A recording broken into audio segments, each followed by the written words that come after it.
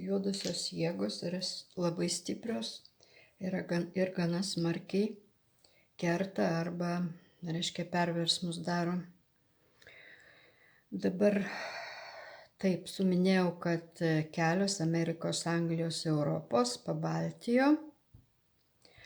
Tai dabar pažiūrėsime, kokiosgi pasekmės imigracijos. Sakykime, tie, kurie įvažiavo į tas šalis, ten pagal savo ar neteisingai, ar nelegaliai, čia nėra skirtumo. Kokios pasekmės bus tokie variantai. Amerikos, Anglijos, Europos ir Lietuvos.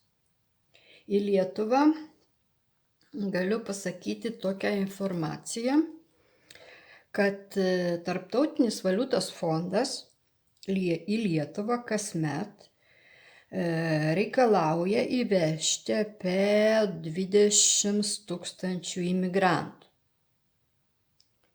Jie reikalauja. Dabar šiuo metu, čia pagal oficialius duomenis, yra apie 200 000 imigrantų Lietuvoje. Taigi, jeigu paskaičiuojant po 20 000 imigrantų kas metus, tai galime paskaičiuoti, kas liks iš mūsų šalies, jeigu tai bus įgyventinta, nes taip reikalauja. Bet dabar žiūrėkime, ką rodo runos. Imsiu tik Lietuvai, Pabaltijui neimsiu kitų Latvijos, Estijos, tiesiog imsiu Amerikos. Gerai, susikoncentruojam ties tą vieną. Taip. Kokios pasekmės imigracijos Amerikai, Jungtiniai karalystai, Europai ir Lietuvai.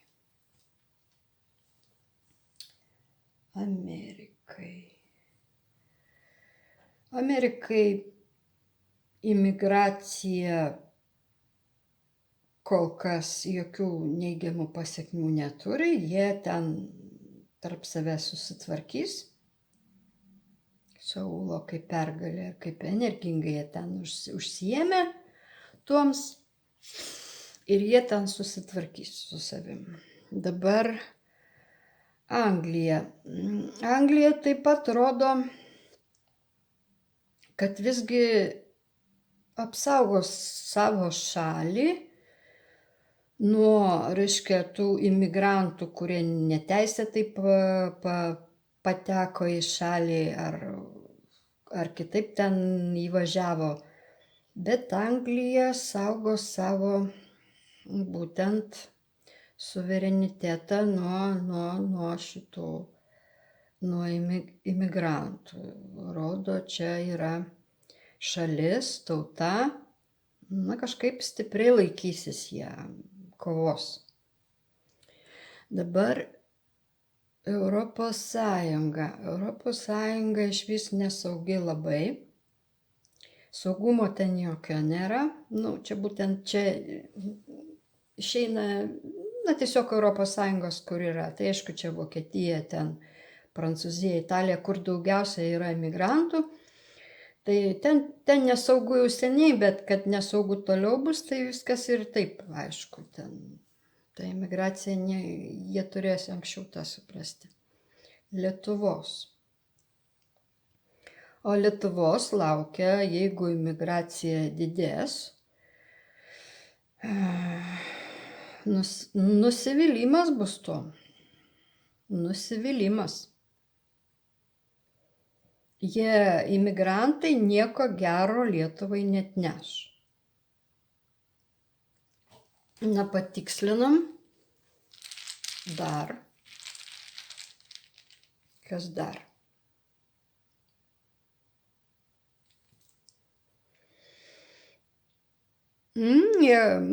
Imigrantai pasakme, jie gali įvesti tokią netvarką savo taisyklės kažkokias norės, nes raido dar yra.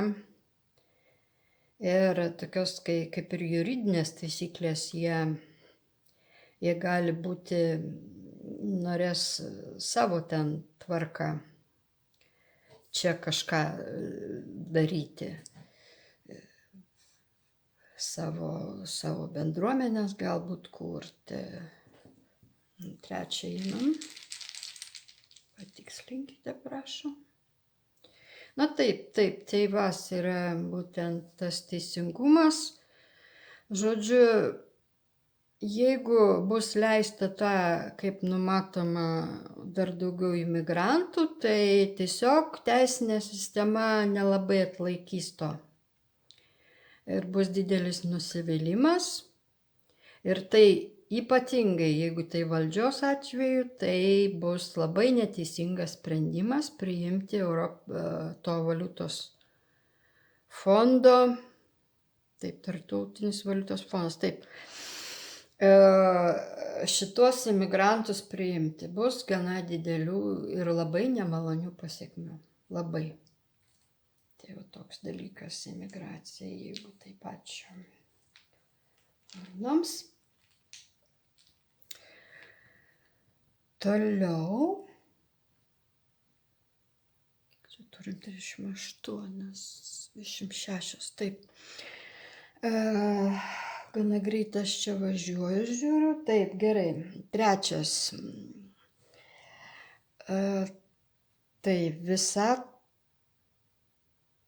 architektai, kas jie? Va čia man pats įdomiausias dalykas, nes žemiškus dalykus man labai neįdomu nagrinėti. Na, tiesiog man įdomiau tai, kas yra aukščiau, kiek man leidžia maginiai įrankiai tą sužinoti. Aš užsidedu, aišku, apsaugą, kad nelystų esybės, kurios čia nereikia ir nemaišytų man energijų. Kol kas viskas gerai. Ne, dar aš čia peršokau gana greitai. Reikia dar pasitikslinti, žiūrėjau, praleidau. Nekreipdėmėsiu, kad aš čia kažkaip atšoku, nes aš čia užsirašiau ir paskui pamatau tą savo užrašų eilutę. Bet dar pabaigsiu. Taip, ar Lietuvos valdžia priims sprendimą juos priimti, tos imigrantus, kaip mes sakome, po 20 tūkstančių, ar po kiek ten, ar priims tokį sprendimą?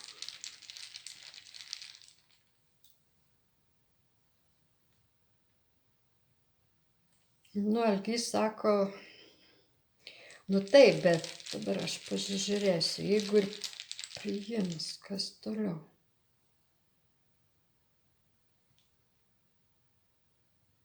Taip, priims. Priims. Aukščiausios jėgos reiškia, kaip ir, ne tai, kad leidžia, bet tiesiog valdžios institucijos galvos, kad tai bus saugu, kad tai nieko čia tokio, bet manas tai reiškia, kad yra manas negatyvi, reiškia kitos rasės žmogus, arba emigrantas, arba iš kažkur atvykęs. Žodžiu, tą įstatymą jie priims. Komu jie motyvuoja?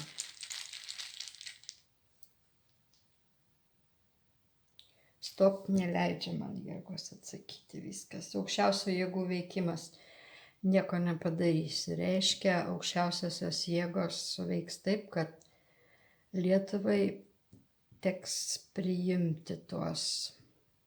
Gal ne tiek, gal kažkiek kitiek, bet su ta visa judėjimu su migrantų tikrai čia daugiau jų atsiras, kas be ko. Ačiū, taip, toliau nebeleido.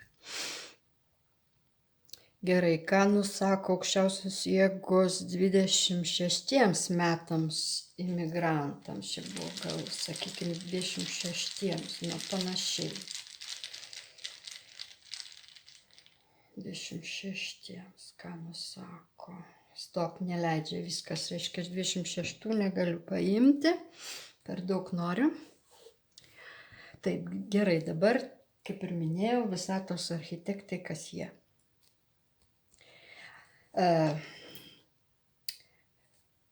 Tų pavadinimų, kas jie, ir yra gana daug internete. Vieni nusako, kad tai yra masonai iliuminatai, kiti nusako, kad tai yra kažkokie tai ateiviai, treti nusako, kad tai yra kažkokios tai esybės. Nu, žodžiu, tų pavadinimų yra gana daug. Bet kiek mano informacija va tokia per visą tą energolauką ima, tai architektai, kurie, nu taip vadinkim architektais, nes nėra žmonių kalboje tokio nusakymo, kas jie yra. Jų, tai yra energijos, tai yra esybės, visiško absoliuto. Bet architektai nėra masonai ir nėra iliuminatai. Kodėl? Todėl, kad jie tik vykdo. Bet informaciją gauna, tai būtent iš tų architektų ar vadinamų absoliuto esybių. Gerai, dabar klausimas toks. Kokiose energijose tie architektai, kaip vadinamos esybės, visatos galios, kokiose energijose jie yra? Ar aukštos vibracijos, ar žemos vibracijos? Nes visada yra dualumas. Jeigu yra mėnulis, tai yra saulė. Jeigu yra naktis, tai yra ir diena. Jeigu yra viršus, tai yra ir apačia. Todėl ir energijos yra dvejos. Arba aukštos vibracijos, arba žemos vibracijos. Trečio varianto nebūna. Taigi, kokiose energijose, vibracijose yra tie?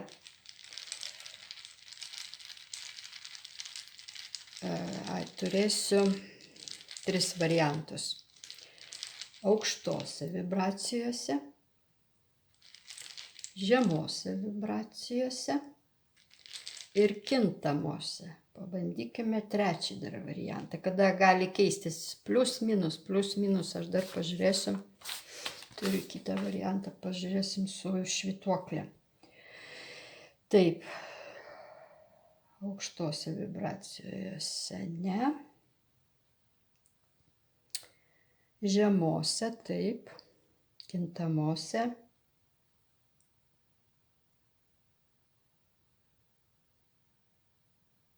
Ne.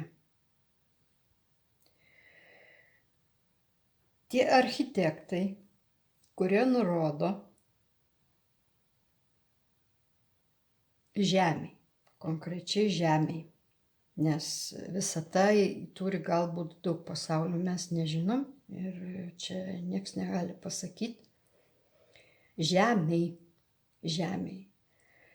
Tie architektai, tos energijos esybės yra žemų vibracijų. Netgi čia žemė, čia yra iš viso vanduo žemė ir tai hell, tai yra pragaro, tai yra visiškai išmirusių pasaulių. Iš pačios apačios, perto taip pat pati apačia ir faktiškai tai kaip antiek uždara tokia energija veikianti. Ir jinai yra gana žemose vibracijose. Gerai, pažiūrim. Taip. Pažiūrim, taip, taip, taip. Čia pas mane yra klausimas. Kokiose vibracijose veikia visatos architektai, esybės. Čia aš jau man labai aukštas tas. Žiūrėsim.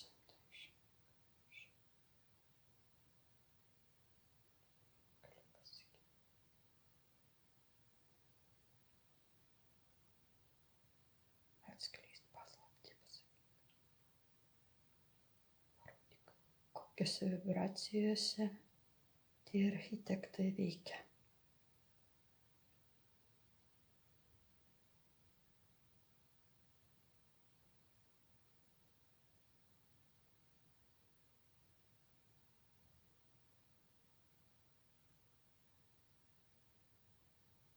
Matote? Minus negatyviuose. Ačiū. Turėjau variantus taip, negatyvios, pozityvios ir plius ir minus, reiškia į tą ir į tą pusę veikia. Negatyviuose, taip vienareikšmiškai patvirtinam, taip negatyviuose. Tai vėlgi pasakymas, kad požemis valdo. Taip, požemis. Gerai, tada klausimas yra toks, kaip jau ten aš ir sakiau apie masonus iliuminatus. Ar prisiskaito kaip žmogiškasis faktorius masonai ir iliuminatai prie šitų architektų?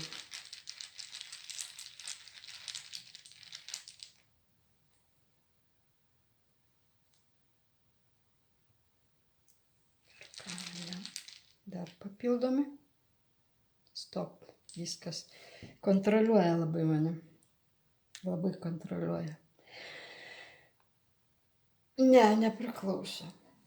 Nepriklauso, jie neturi tiek galių, kiek turi tos visatos architektų esybės, kurios valdo žemę. Ne. Ačiū. Matote, kaip kontroliuoja. Aš taip ir galvoju, kad daug man neleis. Todėl, kad tai globaliniai dalykai, bet, taip, kiekvienas turi savo lauką ir turi apsisaugoti pats save. Čia yra normalu ir aukščiausiosios jėgos taip pat turi teisę stabdyti ir apsisaugoti. Tai viskas teisingai. Gerai, dabar paimkim tokį klausimą, kas priima sprendimus dėl žemės egzistencijos. Žemės, aš kalbu apie žemės, nekalbu apie kažkokius kosminius dalykus, bet būtent žemiškoji egzistencija, kur mes čia sukomės. Kas priima sprendimus? Visatos architektai, masonai, iliuminatai, ar tai yra kartu, tiesiog per informaciją? Kas priima sprendimus? Visatos architektai, masonai, iliuminatai, ar jie veikia per informaciją kartu?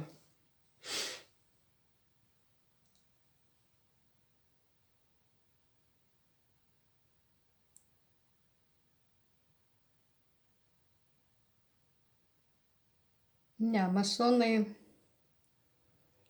masonai sprendimų nepriima. Jie, kaip ir sakiau, ne.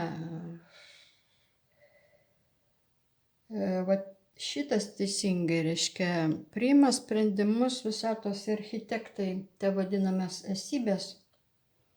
Jie daro kosmoso, būtent Teivas yra kosmoso dievas Tyr. Tai būtent tas kosmoso teisingumo vykdymas. Tai vat jie ir priima sprendimus, o masonai, iliuminatai galbūt tik tai vat, reiškia, gal tik informacija. Jie daugiau žemiškai, taip,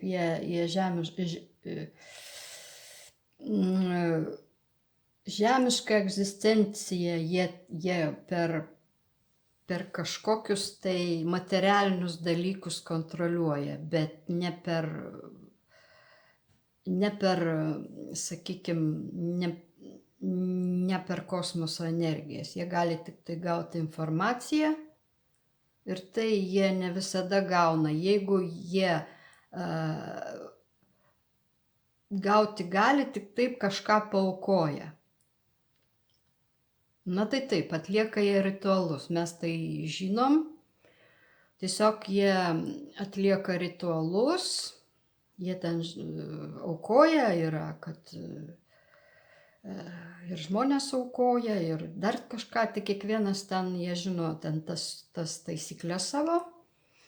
Tik paaukojus jie gali gauti informaciją, bet šiaip jie neturi tokios galios, kad staiga iš savo galvų ištrauktų informaciją ir darytų poveikį žmonijai. Ne.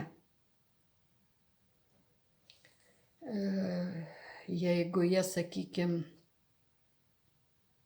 to nedaro, sakykime, neaukoja nieko, tada architektai daro savo procesus, jie ir taip visada daro procesus, tai čia vienareikšmiškai į žemę būtent. Ingus vėlgi yra žemė, DNK kodas, netgi vadinamas, į genus žmogaus daro, reiškia, įtaką. Taip kad, taip, o masonai, iliuminatai veikia, jeigu gauna informaciją, tai jie veikia žemiškoje egzistencijoje.